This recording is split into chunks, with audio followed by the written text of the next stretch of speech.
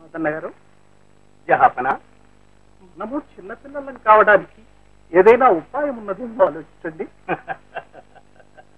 ఈ వాంఛ సహజమైందే జహాపన. ప్రపంచంలో బాల్యం కంటే ఆనందమే ఉంటుంది.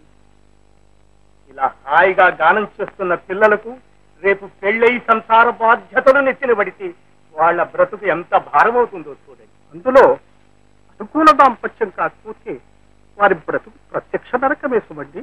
వాళ్ళ బ్రతికే కాదు ప్రభు, కన్నవాళ్ల బ్రతుకు కూడా. ఆ మాట మీకు లేదుగా అక్కన్న గారు.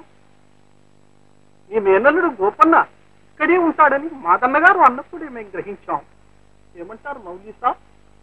మహామంత్రులు వారి ఆలోచనలు సామాన్యముల ఆలంపన. తమరలా ఊహించటం సహజమే ప్రభు. కాని కమలకు సంబంధం చిన్నప్పుడే నిశ్చయమైంది. బంగినపల్లిలో నా భార్య అన్నగారున్నారు. వారబ్బాయికి ఇచ్చి వివాహం చేస్తామని అన్నారు. మాటిచ్చాం ప్రభు. అలాగా? తమకు తెలియందే ఉంది ప్రభు. కమల ఏడాది పిల్లప్పుడే తల్లి చనిపోయింది. అప్పటి నుంచి మా వదిన గారే పెంచి పెద్దదాన్ని. ఉభయ జాతకాలు చూసే ముహూర్తాలు పెట్టుకుంటే అందరికీ తృప్తిగా ఉంటుంది. ఏమంటావు వదిన? పెళ్లి కొడుకు వాళ్ళ ఈ మాట కాదని ఈ కాలంలో నెగ్గగలమా అమ్మా? అమ్మాయి పుట్టినప్పటి నుంచి మీ కోడలని అనుకుంటున్నాం. ఇంకా జాతకాలంటూ చూడటానికి బావగారు. వాళ్ళ తృప్తి కోసం తమ్ముడు కానివ్వండి సిద్ధాంతి గారు. సిద్ధాంతిస్తాం. ముందుగా పెళ్లి కొడుకు జాతకం చూడడం శుభం అంటారు. ఏమంటావు వదిన? ఎంత గడుస్తానే వదిన, ప్రతిదానికి పట్టింపేనా? సిద్ధాంతి గారు, వారిష్ట ప్రకారమే త్వరగా కానివ్వండి. అన్నగారికి అవసరమైన రాచకార్యాలున్నాయి. అబ్బాయి గారి జాతకం దివ్యంగా ఉంది. ధనభావం ఆయుర్భావం అద్భుతంగా ఉంది. స్వామింత తిని ఒకరికింత పెట్టగల తాహత సమృద్ధిగా ఉంది. మా అమ్మాయి జాతకం కూడా చూసి ఆ లక్షణాలే సెలవివ్వండి. ఆహా, అమ్మాయి గారి జాతకానికి అంటావటమ్మా? అందుకే కాబోలు మొదటి నుంచి జాతకాలు చూడమంటే అలా మర్చి పెట్టారు. అమ్మా, సంబంధ మాట నుంచి మాటలు జాగ్రత్తగా రానివ్వండి. చేసిన శృంగభంగం చాలు. అలా చూస్తూ కూర్చుంటారే, వద్దం రాకముందు గడప దాటుక. ఎవరో తండ్రి. వదిలే అన్నయ్య.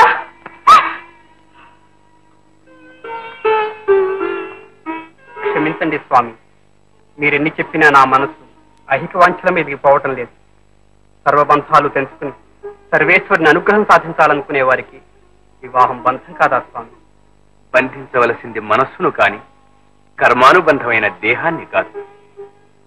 మోక్షాన్ని సాధించుకున్న మహర్షులంతా గృహస్థాశ్రమాన్ని స్వీకరించిన వారు.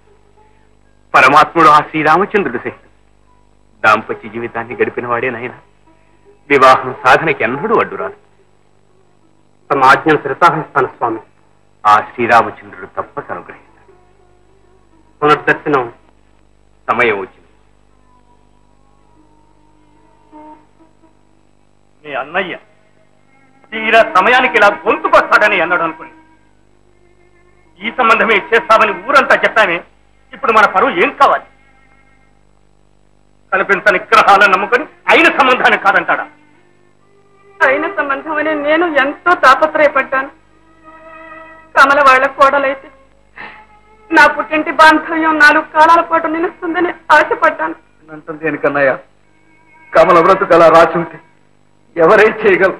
ఈ గీతలు రాతలనే మూఢ విశ్వాసాలతోటి మానవ జీవితాలు నాశనం అయిపోతున్నాయి. ఆ జాతకాల్లో అంత నమ్మకం ఉన్న వాళ్ళు ముందుగా చూసుకుని తెలియపోయారా? పైగా కాబోయే భర్తకు కారాగార యోగం ఉందని మా ఆయన మచ్చ తెచ్చిపెట్టారే. ఇది రేపు నలుగురిలో ప్రచారం కాదు. మా జీవితానికి 5 గొడ్డలు పెట్టి తెలిసి తెలిసి కమలని ఎవరు పెళ్ళాడతారు? విచారించండి మావయ్య, మీరు మథన పడుతుందంతా విన్నాను. మీకు అభ్యంతరం లేకపోతే కమల్ని నేను పెళ్ళాడతాను. గోపనా, నిజమేనా తండ్రి? నా దేహంలోని ప్రతి రక్త బిందువు మీ చేతుల్లో పెంచి పోషింపబడ్డది. మీ కష్ట సుఖాల్లోనూ మానవమనాలను భాగం పంచుకున్నప్పుడే నా జీవితానికి సార్థకత.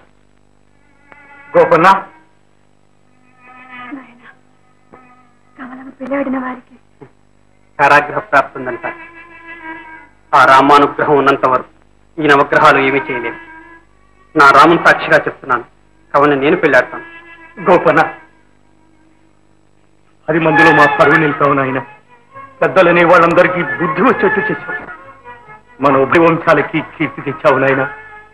కమల నీలా ప్రభు